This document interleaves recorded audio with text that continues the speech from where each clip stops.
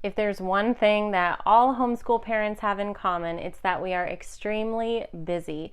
Most of us didn't pick up homeschooling because we just had so much time, we didn't know what to do with it, right? We picked it up because it's a priority to us, and it takes constant work to continually make it a priority. If you have days that are especially stressful due to urgent situations, due to appointments, due to other priorities, this video is for you.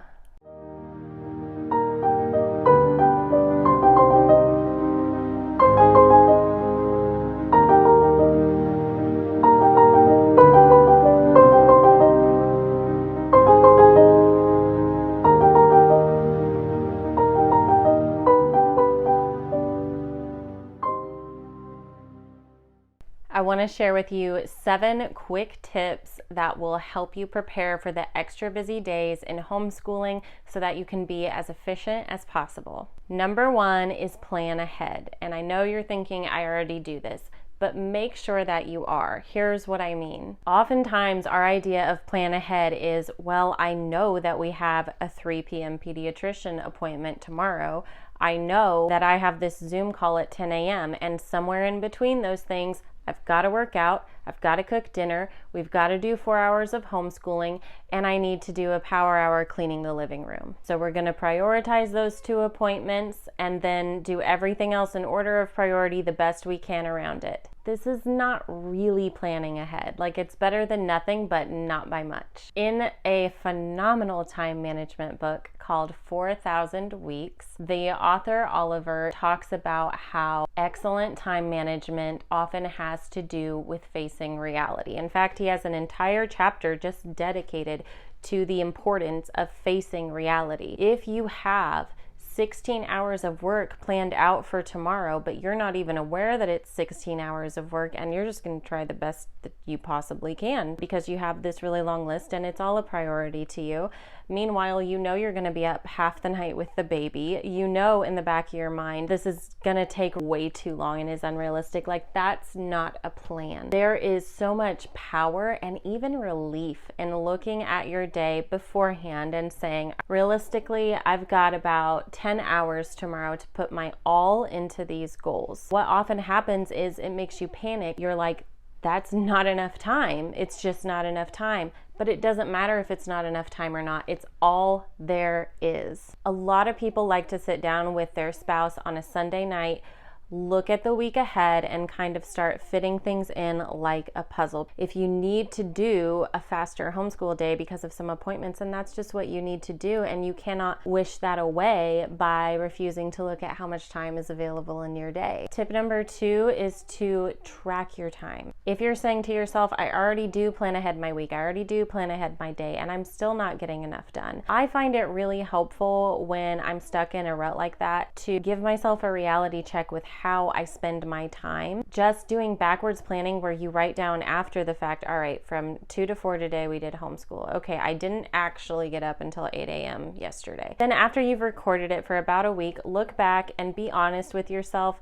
about how you've been spending your time. Typically, you will be shocked. It will help you plan the weeks to come because, again, you'll just be better rooted in reality to plan ahead. It really does make me realize how much I rely on my faith to get me through day to day, because if you let things go, you can find relief in the fact that you cannot do enough, there is not enough time, and there never will be, and something out there is carrying you through. The more you plan and track, the more you will see this. It's not that our work is wasted or meaningless, it's quite the opposite. It's more like I feel like a lot of times my work is multiplied by God or honored by God by multiplying it.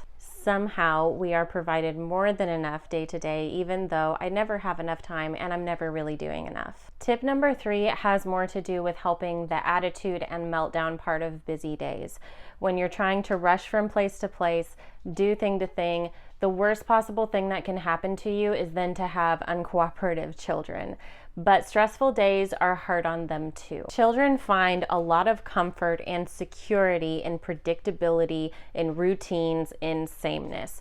So look for areas that you can create rhythms even on chaotic days. Maybe you have to go to an appointment today and that's not what they're used to every day, and they don't like, their playtime being interrupted to go to an appointment. But there are some things you can do the same every time.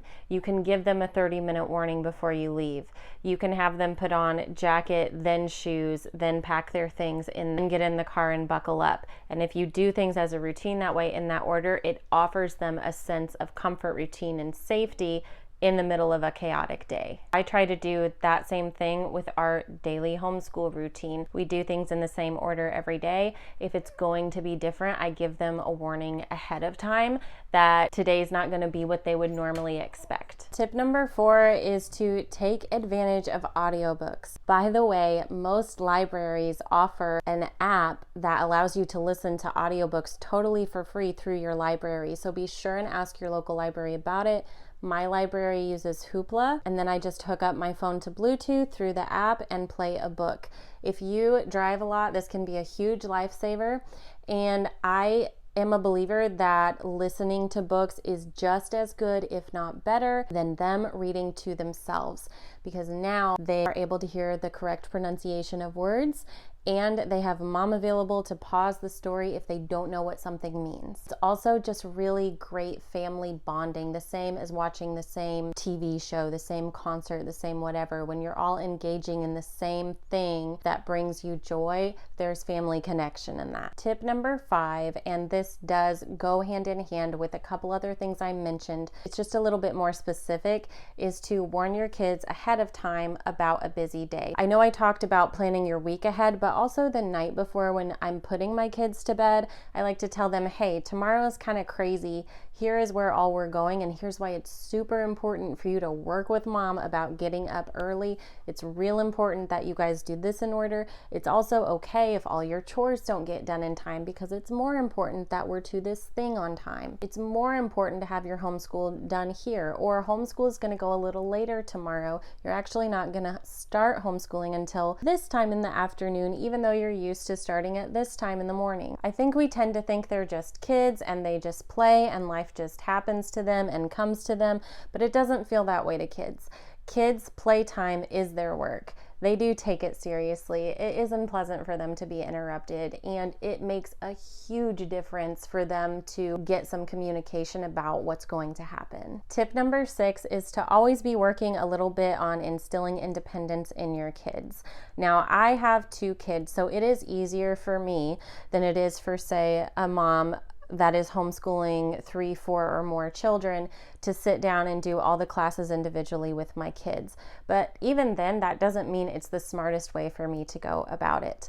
It is so important that your kids be able to study on their own. And it's also important to balance that with not just completely leaving them out there and making them feel like mom doesn't care about my work and my work doesn't matter. I do sit down at the beginning of, say, my oldest, my son's math lesson for the day, and I go over the instructions with him. I show him what to expect, and then I say, all right, we've got the timer set for you to study.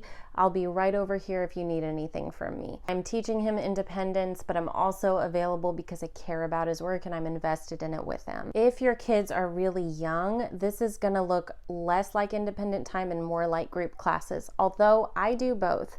My kids' science, poetry, Bible, history, geography is all done through Read Aloud that we do sitting down together. And then when we break out into individual studies, I'm able to have my son going on math by himself while I'm either working with his sister or getting a house chore done. And lastly, number 7 is to have boundaries set in place for all your other priorities that are not homeschooling in life. Remember that the rest of the world doesn't care about your priorities. They don't care how important it is to you to homeschool your kids. It is up to you to set aside that time and honor it. There will be other important responsibilities, chores, errands, and appointments that come up, and sometimes we do just have to fit homeschooling in around it, but don't make that the total lifestyle. It should come from the opposite direction too, where it's like My life has to fit around homeschooling. Homeschooling is a priority. Homeschooling will not be pushed off to the side and treated as a convenience. It's not a convenience. It's my job as their parent. I hope that you guys found some of these tips helpful. I look forward to seeing you guys next time. Happy homeschooling and take care. This video is in collaboration with Davine at Common the Chaos Homeschool and Shauna at Homegrown Homeschool. Be sure to check out the playlist linked below with lots more videos like this one with tons of tips for managing homeschool during busy times.